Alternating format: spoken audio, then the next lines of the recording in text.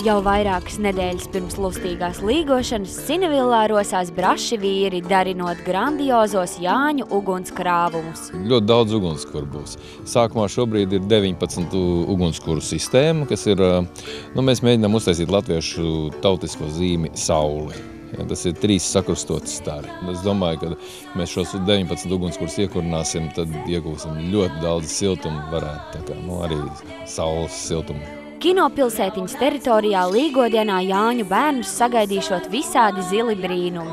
Līgotāji teju vai uz katra soļa varēšot izbaudīt uguns maģisko varu liesmojošajā ugunskuru parkā. Šie konkrēti būs apmēram tā uz 1,50 m, 1,70 m tanī robā, bet būs vēl daži ugunskuri tālāk atsevišķi no šīs saules sistēmas, ja?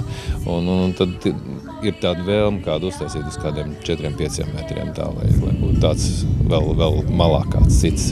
Tas ir no zemes krāvums uz augšu tāds tornis. Te bija tāda iecer tāda, kad taisīt tādu tā kā ugunskura parku. Ja, šī būs tā saules tikai viens elements. Pagaidām pie būvēm strādājot 5 meistari, zāģējot un meistarojot ugunskrāvumus.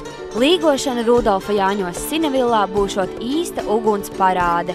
Līdz šim jau iztērēti 30 kubikmetri alkšņu malkas, lai svētkos sasildītu ikvienu apmeklētāju. Šie ugunskuri tiek būvēti tā, lai viņi degtu pēc iespējas ilgāk. Ja, jo, ja sabūvē viņas ļoti tādus ažūrus, caurspīdīgus, viņi ātri sabirst ogles lejā, un tad, kad uguns tiek apakšā, tad viņš ātri nodedzina to ugunskuru, un tad viņš strauji beidzās. Ja viņu aizdedzina tā rāmi no augšas, ja, un paldies Dievam, ja vēl uzlīst pirms Jāņiem, ja tas ugunskurs vēl slapšs sagadās, tad viņš ilgi deg. Tā ir tāda, zinām, viltība, kad ja ugunskura dedzina no augšas, tad var dabūt gars ugunskura degšanas stundas. Katrs varēšot pēc sirds patikas izvēlēties arī ugunskura formu. Mēģināsim izpausties ar formu vēl, jā. Šie būs klasiskie krāvumi, jā. Tur būs tādi, kā lai pasaka, konditoram arī parasti īpaši neprasa pirms, kāda tā kūga būs. Tad brauciet un skatieties. Ugunskurs ir saules simbols. To aizdedzina tikai tad, kad saule norietējusi un uztur dzīvu dzirksti līdz pat saules slēgtam.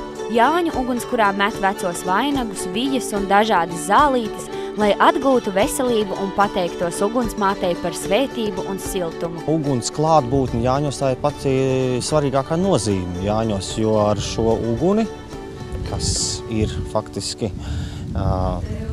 mūsu materiālās pasaules savienošana ar dievišķo pasauli, mēs panākam Jāņos saulgriežos to, ka ir gaismas uzvar pār tumsu.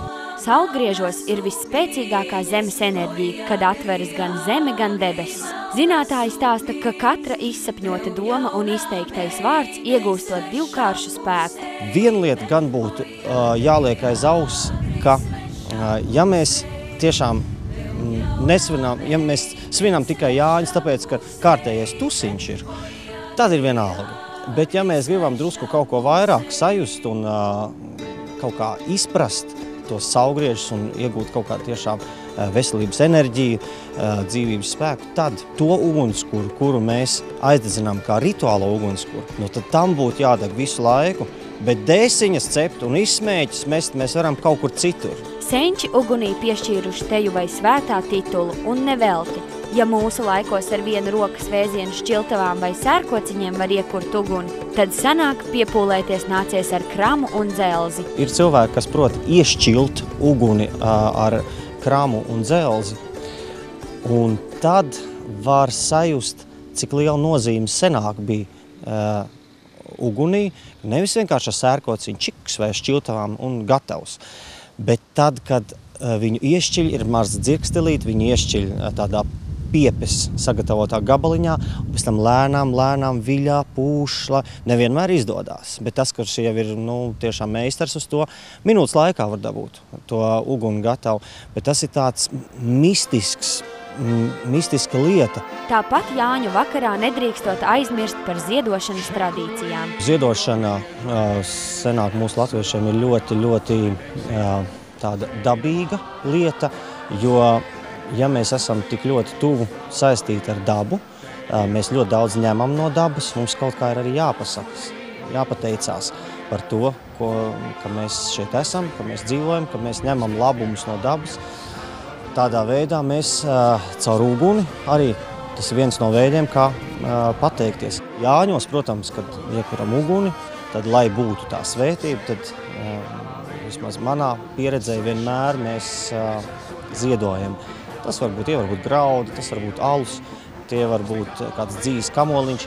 Katrā gadījumā tā lieta, kur mēs esam pielikuši kaut kādas savas pūles, jo nekādā gadījumā nevar ziedot ūdeni ugunī, jo tās pretējās stihijas.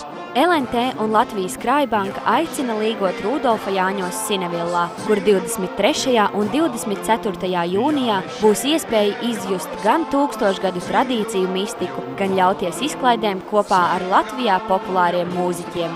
Saiva Luste, Andris Damburs, Tautas balss.